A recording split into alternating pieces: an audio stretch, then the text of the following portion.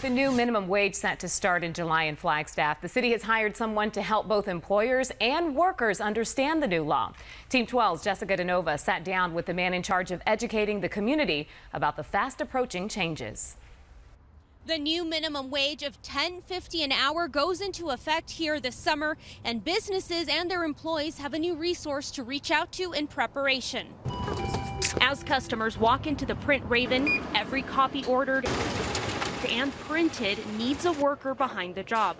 Beginning in July, that employee and many others in Flagstaff will be making $10.50 an hour. And that's where James's efforts will be important. Ed Goodwin and his wife say they won't have a problem cranking out the new minimum wage and understand the gradual increases that come with it. The raises ending at $15.50 an hour by the start of the year 2022.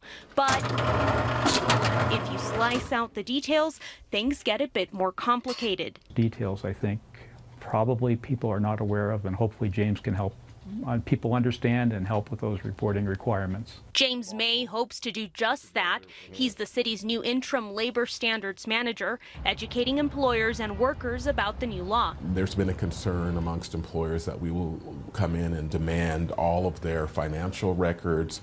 That is not our intent at all. He says investigations will be complaint driven. An employee or a worker who feels as though they're not being paid the appropriate minimum wage now has a local avenue to pursue their claim. If it turns out the accusation is valid, there could be penalties. The employer could end up paying up to 3 times the owed back wages. As the first city in Arizona to implement a local minimum wage, May says there are a lot of eyes on Flagstaff. I've received calls from across the country looking to replicate these new standards if they don't cause too much trouble here.